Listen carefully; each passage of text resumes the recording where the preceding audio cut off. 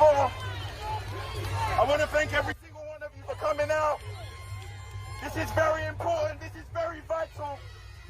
Black lives have always mattered. We have always been important. We have always meant something. We have always succeeded.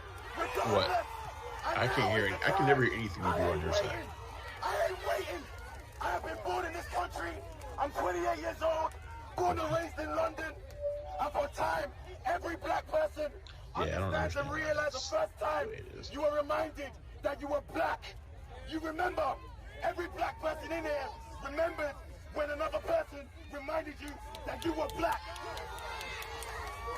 So none of you out there, all those protesters on the other side, protesting against what we want to do, protesting against what we want to try and achieve. If I sit back like this, there's no shadow. This is so vital. No, not at all. Sit down. Guys, we can sit down. If you can sit down. How much longer? Sit down. Okay, I was going to change shirts. I think it might be that I need you guys to understand.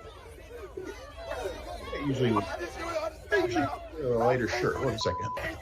I need you to understand how painful it is to be reminded every day that your race means nothing. And that isn't the case anymore. That is never the case anymore.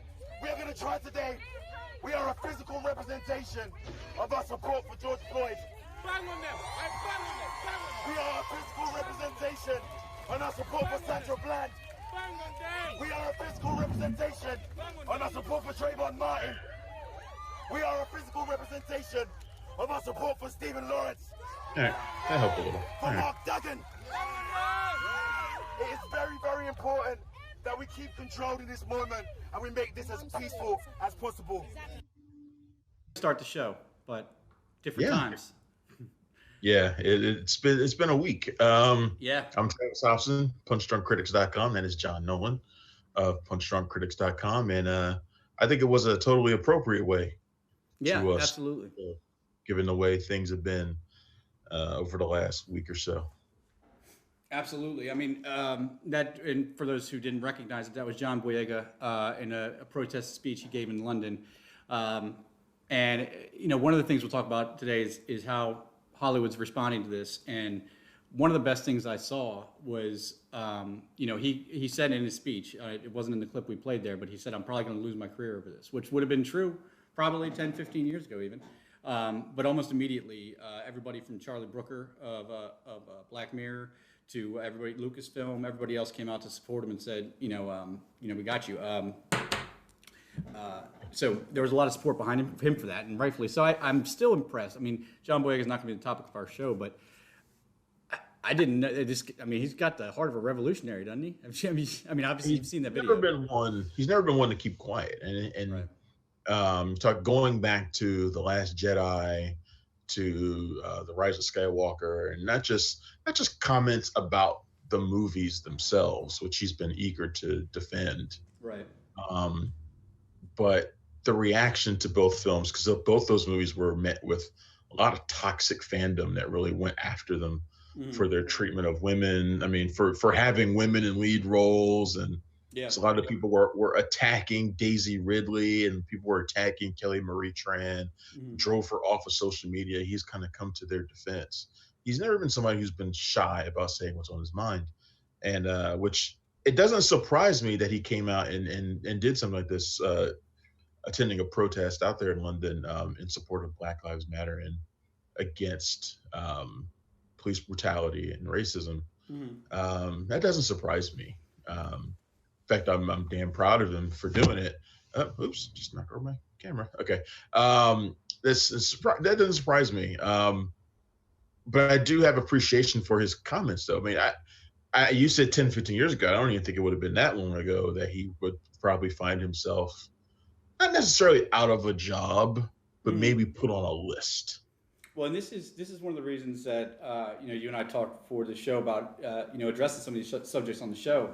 Is a lot of this stuff comes down to communication, and that right there is a perfect example of how I just don't get it, and I can't get it. You know what I mean? Like in the speech, he talks about everybody remembers the first time that they were identified as black, or the first time that they were, prejudiced against because they were black or whatever like that. And that's just, I mean, it's not something I've ever encountered, and so it's not something I can know. So it's important to realize and admit what you don't know so you can learn, It's relevant and meaningful because he's not somebody who goes around unnoticed.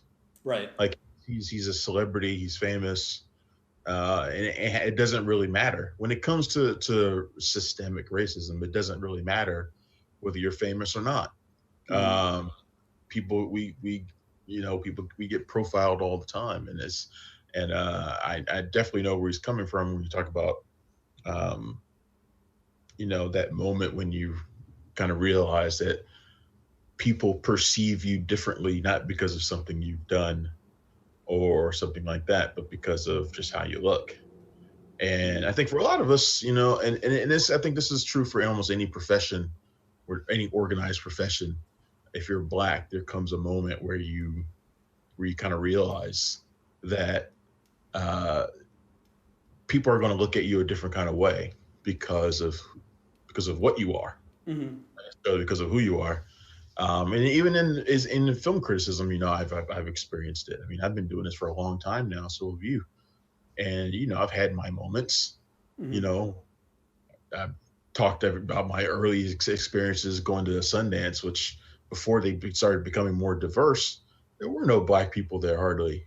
Mm-hmm. And you get that feeling of walking into a room full of all white journalists and all white press people and all white celebs and getting that look like, are you in the right room? And, and you kind of have to you feel like you kind of have to prove yourself.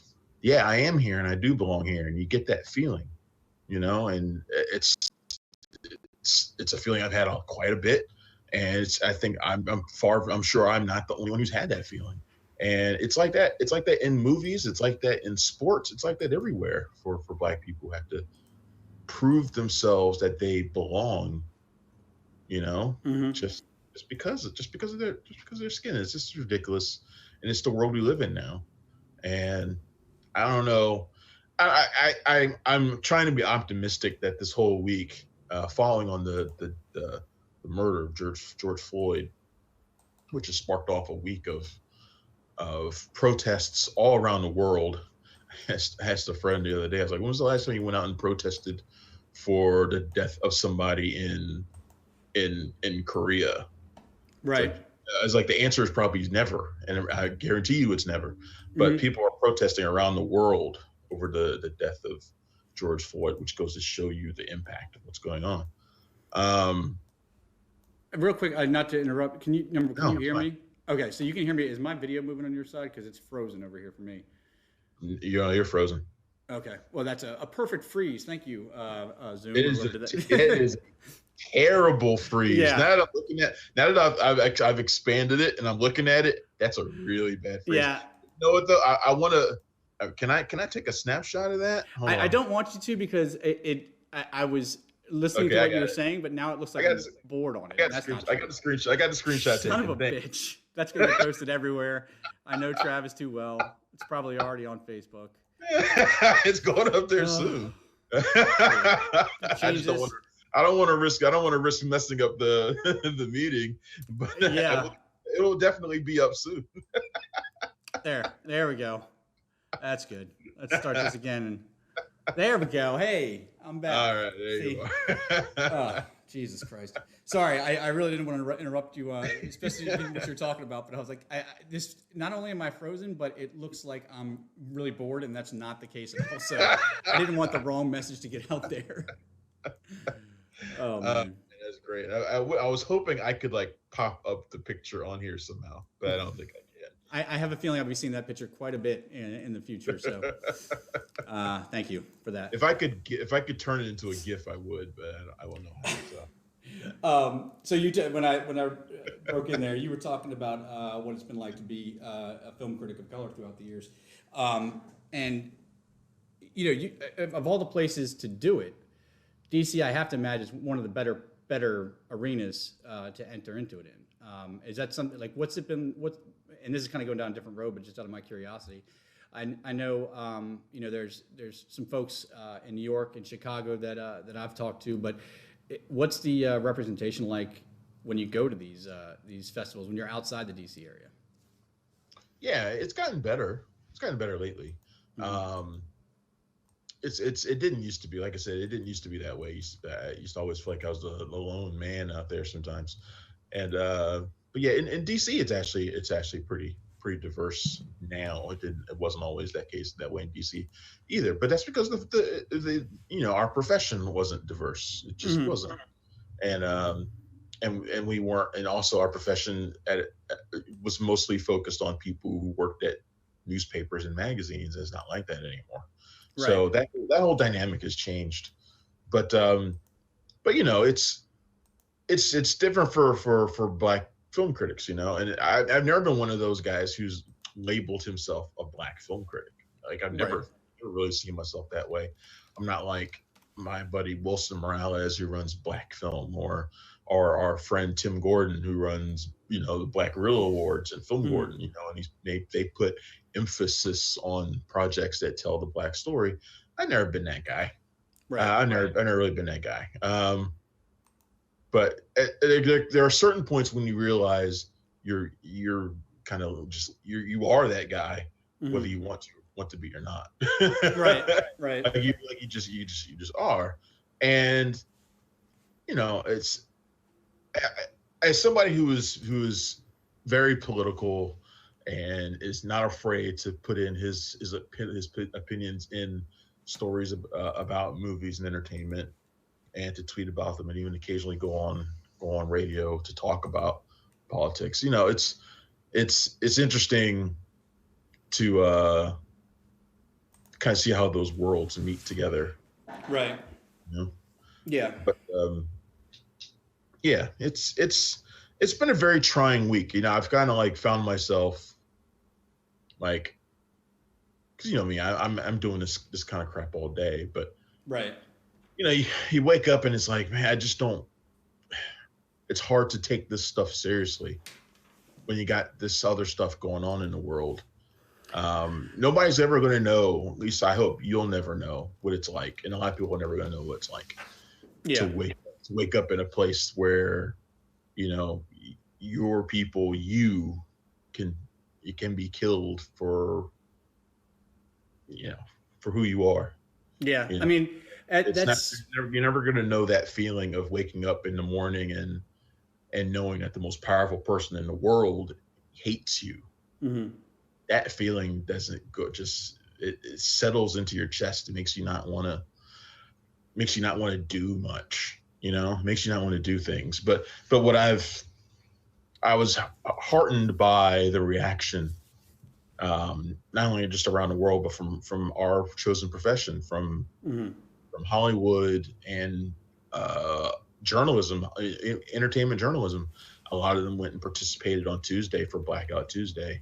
Which, if you somehow missed what Blackout Tuesday was basically a day in which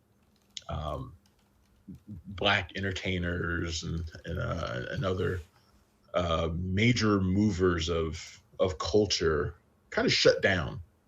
Right.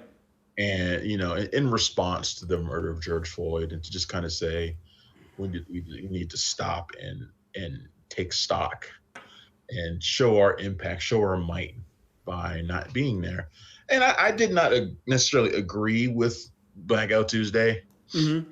Others were like Collider and / Film were taking the total day off, just not doing anything at all. I had posted on Twitter that I wasn't going to be doing that for our site, because to me, staying silent is exactly what those people who hate us want us to do. So I don't want to do that. Yeah. Whether or not I'm talking politics that day or not, they'd rather not have my voice out there at all. So I decided I'm not going to do that. I'm going to keep the site open and doing what we normally do. Now, the fortunate side effect of everybody not doing much that day was that I didn't have that much to do that day either. It was almost like a day off anyway. Forced retirement. But Blackout Tuesday was a thing, and I think it was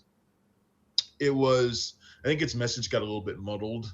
You know, a lot of people jumped in. There's a lot of mixed messages going on between Blackout Tuesday and Black Lives Matter, and it got a little confused. But I'm happy that people did something as a first step. And I'm like, okay, well, I'm hoping that maybe not do it this way if they decide to do something like this again, but to do it in a different way and expound on it and turn it into something else. A good idea that maybe didn't execute as well as it should have. But I just didn't feel like it was a good idea to be quiet. Yeah, what you're saying makes 110% sense. I mean, I understand the thought process, similar to well, it was like Monday without an immigrant or something like that they did a couple of years ago. But yeah, I mean, in this context, saying silent is probably not the best thing. But you know, I think one of the important things about what's going on now and what we're seeing, this is obviously nothing new. I mean, I don't even want to know what was going on in the 70s, 60s, 70s, 80s, 90s before camera phones. You know, really huge quote that I saw that really resonated with me was, just imagine how much this was happening before everything was being recorded.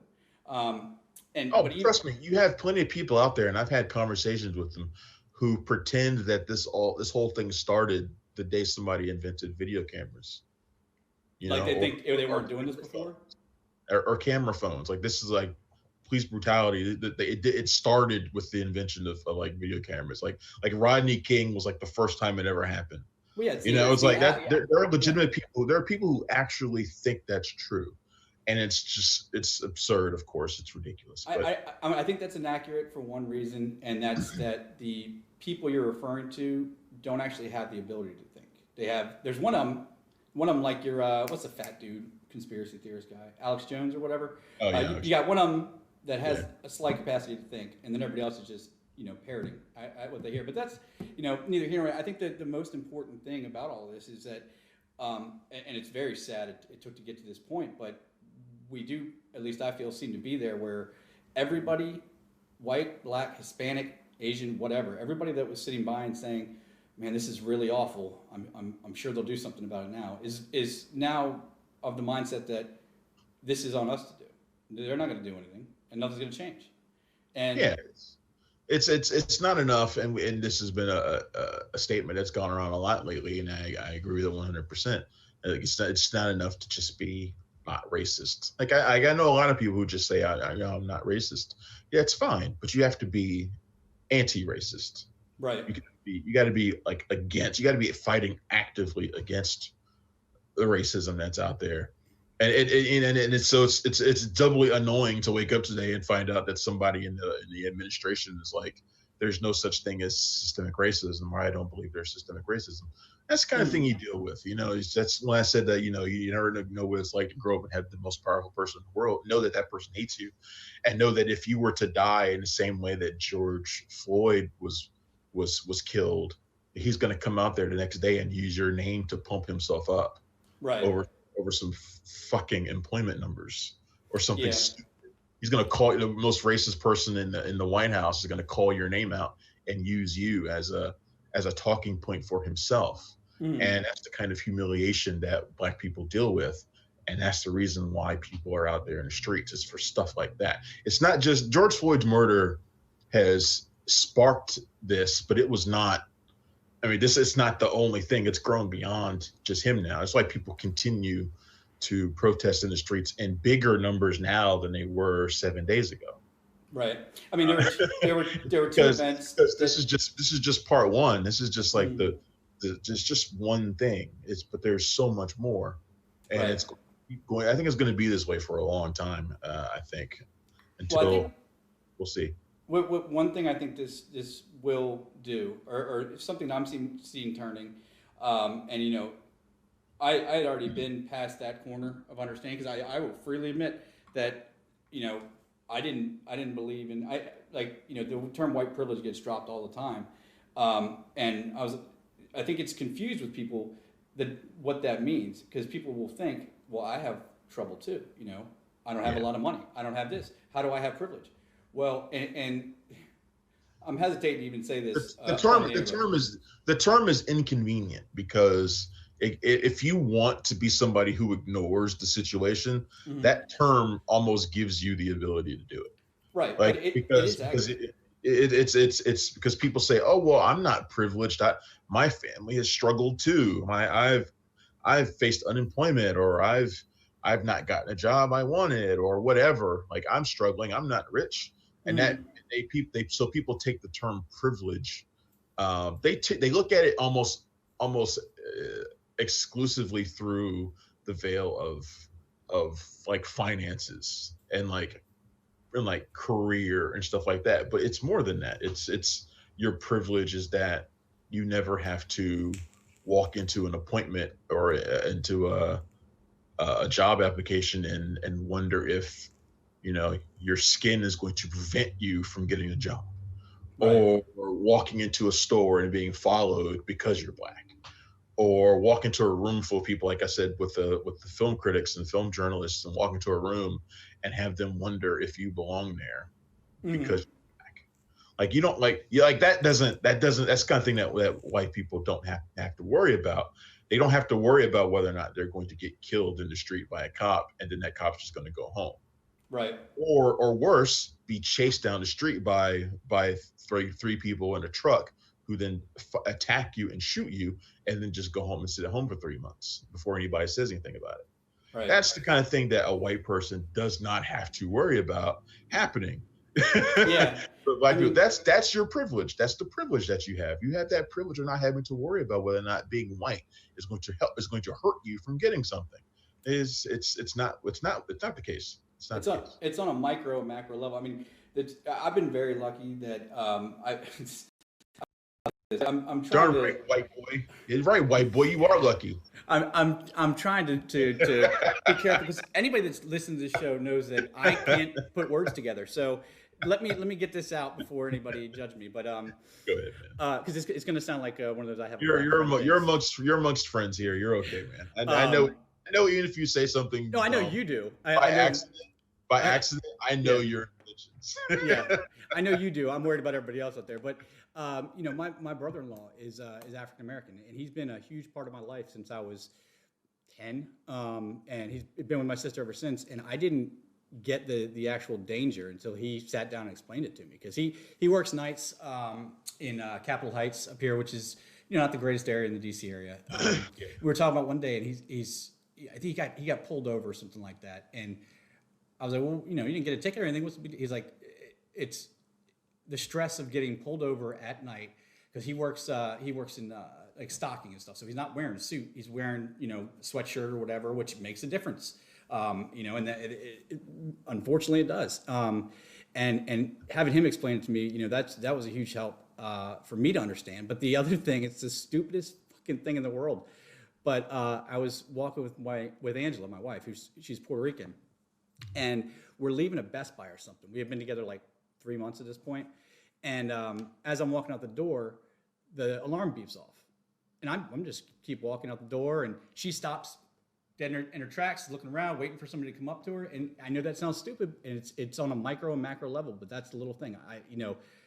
Somebody sees generic white boy walking out the door, like, oh no, he didn't steal anything. But that's the ridiculousness of all of this. I mean, It is. No, you're right. I mean, the fact that I have to worry about my nieces and nephews growing up to deal with this crap. This is, I mean, it's amazing. Yeah, it's hard, man. It's hard. And like I said, it's been interesting to see sort of the reactions to it. Hollywood has come out and they've done little things, which I've really appreciated, like making a lot of movies that are about injustice or made by Black filmmakers. A lot of them have been making those movies free for the entire month or for longer. Like Just Mercy is probably the biggest one. Just Mercy is made available on digital for anybody who wants to watch it. That's the film with Michael B. Jordan, Jamie Foxx, and Brie Larson. About Brian Stevenson, the guy who started, I can't remember the name of his foundation. It helps people who've been falsely accused of. Not the Amnesty. What is that called? It's not Amnesty International, or it might have been the Equality. No, it's something project or something. It might have been the Equality Project, but I can't remember for sure. That film, which is because his firm is mostly about helping people who've been accused of crimes, falsely accused of crimes, largely due to race. That movie's made available documentaries like the Black Power mixtape and the other one about Selma, which we have up here right now. We have a bunch of them. Yeah, Selma has been made free by Paramount. It was Paramount. Although the Selma thing is interesting because David Oyelowo was talking about Selma and the Oscars, and he was talking about, and I remember this. I remember that year very well because that was the year that we had that the BFCA, the Broadcast Film Critics Association, now known as the Critics' Choice Association. I think that's what our name is now. That we had the celebration of Black film. So I remember that year very well, and I went out to the big party that they had that year for it, and it was the Selma year. And he made a comment on Twitter. No, he made a comment during an interview, and it just kind of blew up on Twitter, but about how the Academy Awards voters snubbed the film. And if you remember, like, Selma was one of the most acclaimed movies of that year. Oh yeah. David Oyelowo's performance as Martin Luther King Jr. is amazing to this day. It's just incredible. I think it stands up there with Denzel and Malcolm X. I think it's that good.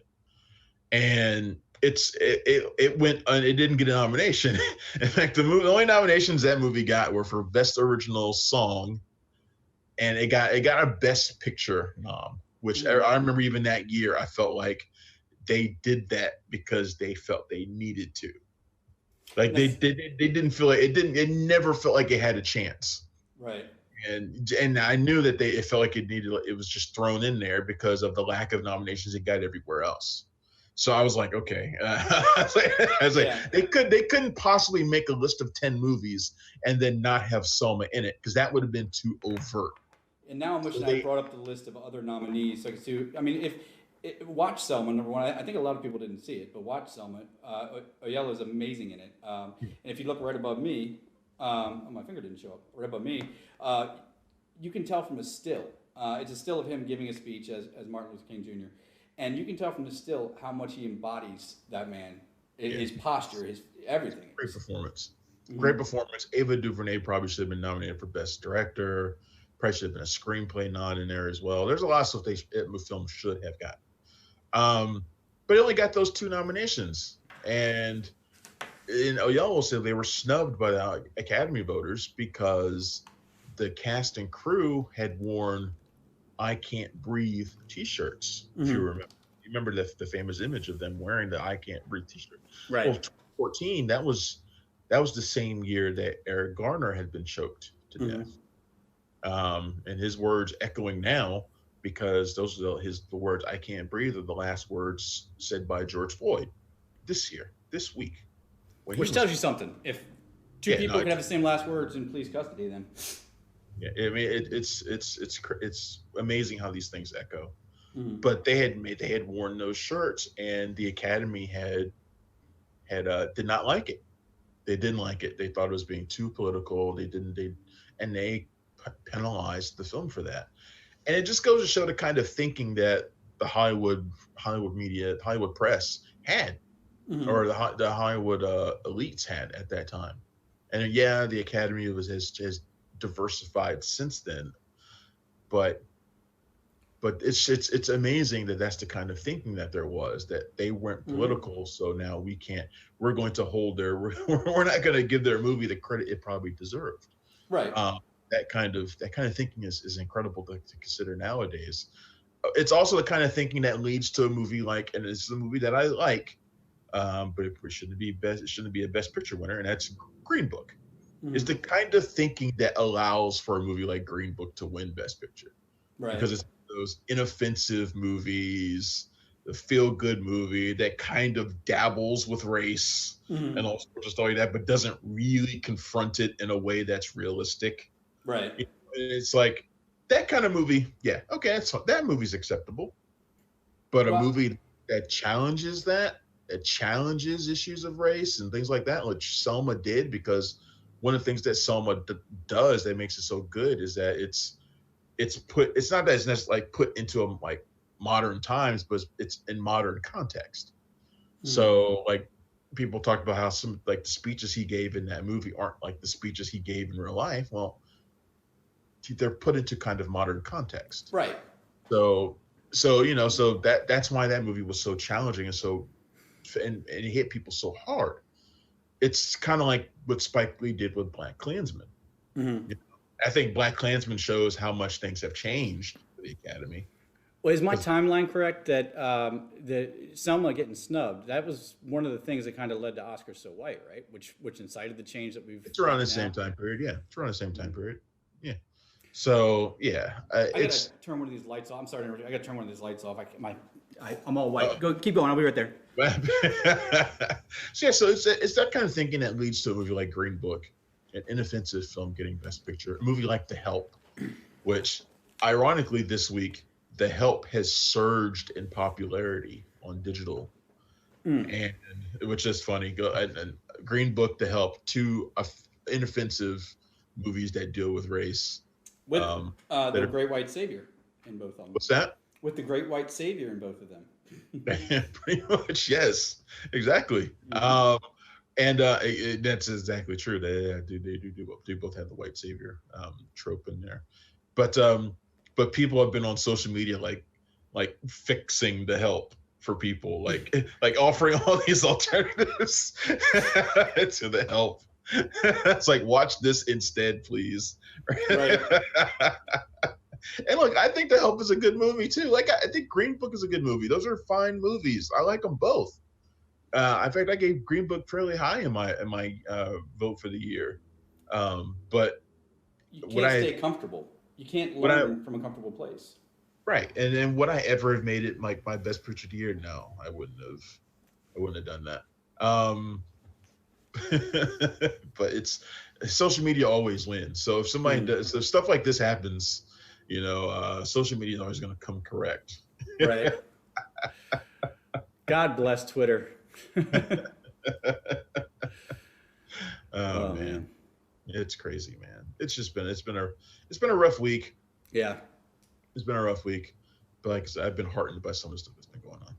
Well, I mean, that's the silver lining that comes in everything, and it's something else I just want to address quickly, and we can go into it. One of the other things that my mind's changed on is, I've never been the police are 100% right all the time, but I've always been a supporter of law enforcement. I will always be, but you can support something while putting out what's wrong with it. Now, I understand the arguments people say, well, 9 out of 10 top cops are good. It's 1 out of 10. And here's the problem with that. Everybody knows the police department, like any other fire department or anything else, it's a brotherhood. And you need not protect your brothers that are doing you wrong.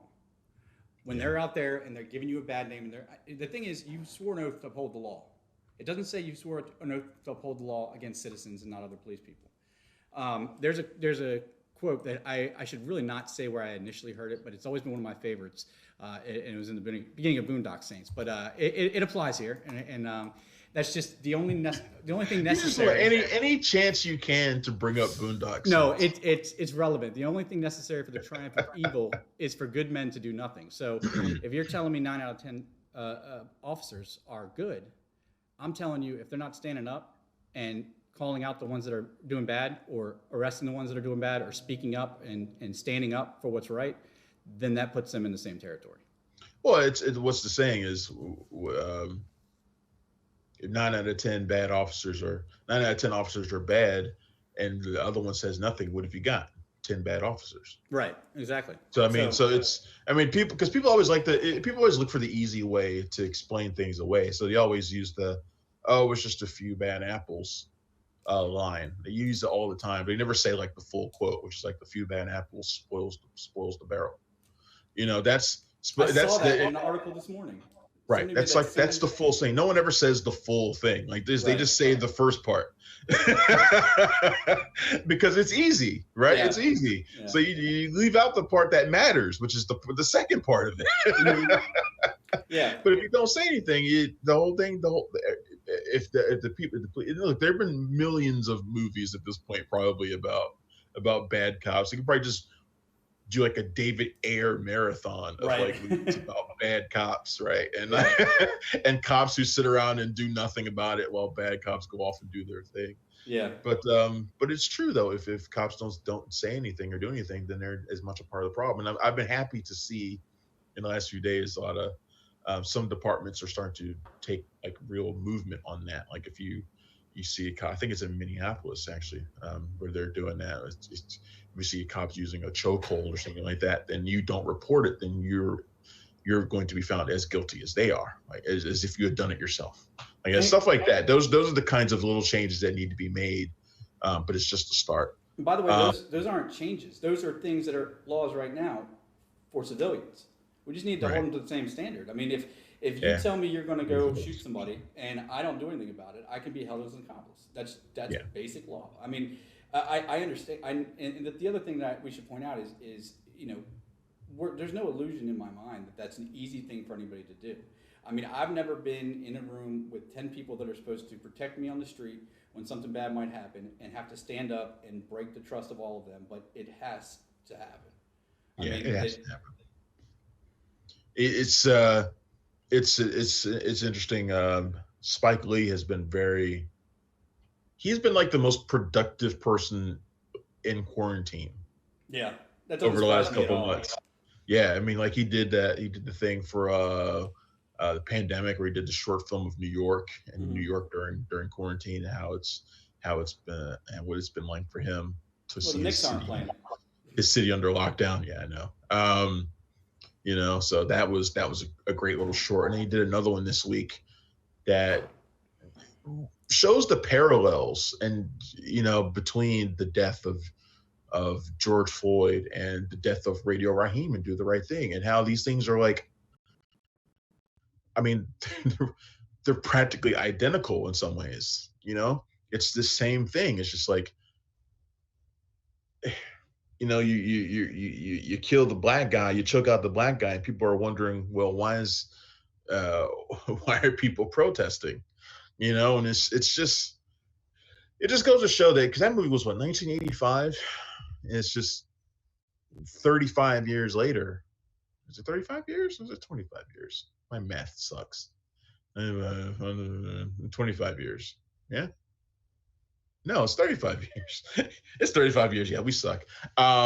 Years later, and that movie is just as relevant today as it was back then. And back then, people didn't understand that scene.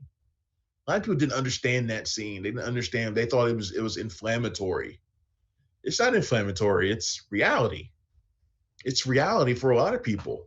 Just because you don't see it in your life doesn't mean it's not reality for other people. And nowadays, that reality, it's out there for everyone to see. Like there's no hiding from it anymore. It's taken a lot of years to get there. But if you're denying it now, that's because you're denying it willingly. It's willful. But it's amazing the parallels between that scene, the murder of Radio Raheem in that film, and God, I remember the first time I saw that, and I was like, it killed me. It killed me, and it's as powerful today as it was back then. Your sound is out.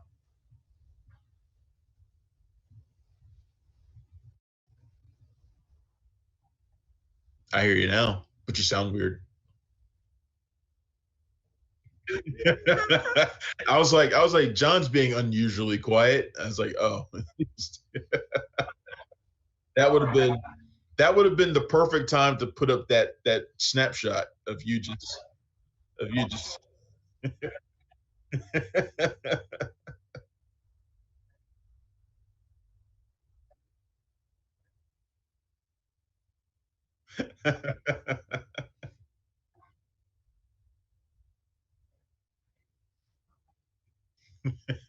I'm going to change your avatar so that the avatar now is that picture of you. So every time when you post stuff, I'm going to make sure it's that. It's going to have that picture. Your sound is out again. It's gone.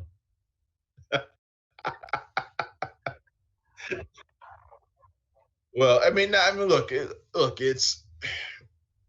You got it figured out? Okay. Well, you sound pretty lousy. So let's start to wind this down anyway. We're almost 45 minutes in, and we were gonna do a show where we talked about the normal stuff. We had a couple reviews.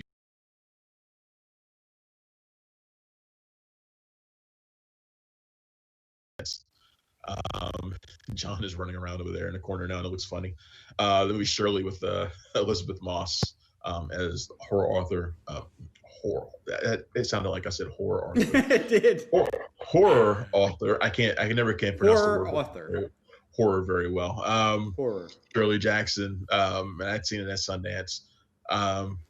Fantastic film. It's twisted. It's creepy. It's vile at times. It's Elizabeth Moss when she's being evil. I think she's at her best. It's almost as good as when she's being like traumatized, Which like is in weird. like in The Invisible Man. She's just great at those kinds of roles. But she's manipulative and cruel, and she's fantastic, and it's a lot of fun. I did interviews for that movie with Odessa Young and Josephine Decker, which you can find on the website as well. If you're already subscribed to Cinema Royale, you should already have them. You should check out those because they're two great interviews. I also saw Judy and Punch with Mia Wasikowska and Damon Harriman, which is another really weird offbeat role for Mia Wasikowska, which I think she's fantastic at. It's just sort of her thing, and she's really good at it. You can't say horror author, but you can say Wasikowska. Just like I say Wasikowska. I say Wasikowska easy. Wasikowska. I saw Becky. Which did you get to watch that? Mm-mm. You didn't get to watch Becky. You need to find that and watch it. All right. That's the film with Kevin James where he plays a neo-Nazi. Yeah, I did hear. I didn't see it, but I've definitely heard about it. Yeah, you need to watch that. That's a John Nolan movie, I think. Come on now, that just sends the wrong message to everybody out there. Not because you like neo-Nazis, but because it's a violent B movie sort of thing. That's what I mean by That's it. me. He plays a neo-Nazi who breaks into this family home to find something that this teenage girl has made away with. So he attacks her family. Basically, it's sort of like a really really fucked up version of Home Alone in some ways. It's really messed up, but it's really gruesome at times too. Like really gruesome and over the top. I mean, he's a big goofball, but people forget that he's like 6'7" and 350 pounds. He can be intimidating if he wants to be. He can be. He's never called on to do it. He'd rather use his size for humor. Well, he had that one MMA movie, but yeah, no, not that one either. I don't even remember that movie. You don't remember that? He was like a school teacher or a gym teacher, and he took up MMA to save the gymnasium or something like that. I don't know. What the hell was that movie? It was in between Paul Blarts, I believe. What the hell was that movie? I don't remember it. You don't remember it all? All right, let's No. I remember it, but I don't remember the name now. Let's see. Here Comes the Boom. Here Comes the Boom. Jeez. I don't know about that one. So that's one that's worth checking out. Right. As well this week. All the movies this week are worth checking out. You might be able to skip Judy and Punch. I think it's a little bit too weird, a little too Gilliam-esque for some people. I mean, if you like Terry Gilliam, you might like that sort of thing. But I don't think it's going to appeal to everybody. But I would definitely recommend Shirley and Becky, and definitely check out those interviews on the site. But we wanted to spend this show basically not really doing just our usual stuff and just sort of talking about what the week has been like, and going through some of that stuff. And I think that's what we've done. And now I'm tired, so I don't want to get away from that stuff now and play some video games or something. Yeah. and turn my brain off. I found myself doing that a lot this week, is turning my brain off and just kind of, I'm just going to. Hey, man. There's never a point, even if this shit wasn't going on, there's never a time in today's world where we have stuff coming at us, good or bad, from 5,000 angles 200 times a minute that shutting your brain off's a bad thing. So. Yeah. I've gotten really, I've found myself relying on it more and more lately. So. I mean, it's a form of meditation, and regardless of what anybody thinks about that stuff, you need to shut down every once in a while to recharge. So, yep, agreed. The Punch Drunk Critics recommend meditation through video games. Yes, that's definitely. That's our GI Joe PSA for the day. All right, man. You want to get out of here? Yeah, let's get out of here. You can find us every day at punchdrunkcritics.com. You can find me on if you're in the DC area, you can find me on WETA channel 26. That is PBS on WETA around town. Follow me on Twitch. I'm on Twitch now. Just look up twitch.tv/punchdrunktrav. I'm on Twitter at punchycritic. The PDC website is at PDC Movies. John is at punchdrunkjohn, but he doesn't really post, so it doesn't really matter. I retweeted something yesterday. Did you you retweeted something? Yes, I did. Hey, how about that? They put up somebody was playing the Imperial March at the protests every time the cops came around, so I had to retweet it. Oh, man. That's funny. And you can check me out if you're, again, in the area, 98.3 and 97.7 The Bay and WMDM Friday mornings at 7 o'clock. So, yeah. All right, man. All right, man. Good talk. All right. Talk to you later, man.